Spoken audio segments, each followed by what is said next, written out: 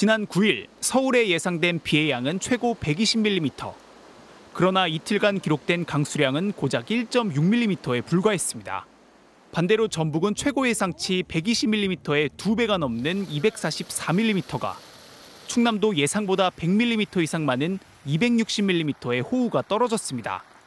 반복해서 날씨 예보가 빗나가자 시민들 사이에선 기상청을 향한 볼멘 소리가 터져나왔습니다.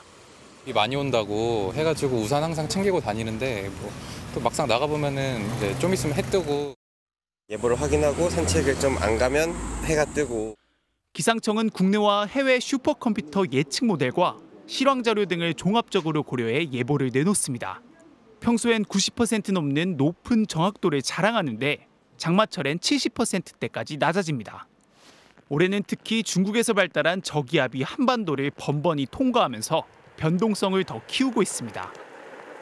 거기에 온난화로 뜨거워진 바다는 막대한 수증기를 공급하며 극단적인 기상현상을 부릅니다.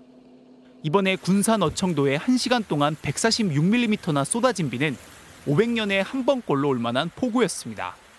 또 상층의 차가운 공기와 충돌해 대기의 불안정성마저 키우면서 예보 난도를 더 높이고 있습니다. 기후변화로 인해서 집중호우가 더욱 국지적으로 변하고 더 강해지는 현상들이 나타나는데요. 이러한 극단적인 집중호우를 슈퍼컴퓨터를 이용한 수치 모델이 예측하기에는 점점 한계가 있습니다. 전문가들은 기후변화가 계속된다면 우리의 과학 수준을 뛰어넘는 예측 불가능한 날씨가 이어질 수 있다고 경고합니다. MBC 뉴스 차현진입니다. 밤새 1시간에 100mm 이상의 폭우가 떨어진 지역들입니다. 어청도가 146, 서천 112, 군산 132mm입니다. 시간당 146mm의 폭우는 지금까지 우리나라에서 한 번도 보지 못한 폭우입니다. 이런 물폭탄이 떨어질 확률은 최고 500년에서 200년에 한 번 빈도로 분석됐습니다. 우리가 보통 보지 못했던 극한폭우에 해당하는 강우량으로 판단이 되어지고요. 빈도로 환산해보면 500년 빈도에 가까운 극한폭우라고 판단이 되어집니다. 극단적 폭우의 원인은 대기의 강 범람으로 분석됐습니다. 대기의 강은 아열대 수증기가 집중적으로 지나가는 통로입니다. 밤새 전국에 유입된 수증기의 모습입니다. 중국 남부와 서태평양에서 막대한 양의 수증기가 거대한 강물처럼 밀려왔습니다.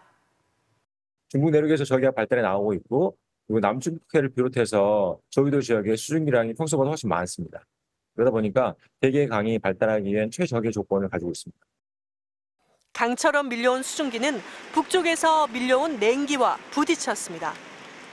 오늘 새벽 한반도 상공의 기류인데요. 남쪽에서는 아열대 고기압이 만든 남풍, 북쪽에서는 상층 저기압이 만든 북풍이 밀려와서 정면으로 충돌했습니다. 이 충돌로 거대한 폭우구름이 생겼습니다.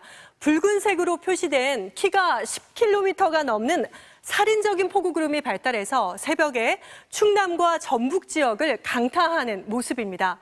위험한 하층 제트기류도 출현했습니다. 화면에서 이 붉은색이 1.5km 상공에서 부는 시속 46km 이상의 남서풍, 즉 하층 제트인데요. 이런 강풍이 다량의 수증기를 실어 날라서 폭우구름을 키웠습니다. 특히 밤에는 대기 상층이 냉각돼 대기 불안정이 심해지고 하층 제트도 강해져 물폭탄의 위력이 커집니다. 이른바 야행성 폭우가 위험한 이유입니다. 여기다 뜨거운 바다가 뿜어내는 수증기도 폭우에 기름을 부었습니다. 네, 이것은 최근 우리나라 주변의 수온인데요. 서해와 남해는 이달 들어서도 예년보다 최고 2도에서 3도나 높은 고온 현상이 계속되고 있습니다. 평소보다 매우 높은 수온 상태가 수개월째, 벌써 1년이 넘게 인지되고 있는데요. 요거는 사실은 호우 측면에서는 매우 안 좋은 현상입니다. 물폭탄의 위력이 커지는 현상은 기후변화의 대표적인 현상 중 하나입니다. 더 강력해지는 폭우에 대비해야 합니다. MBC 뉴스 현인아입니다.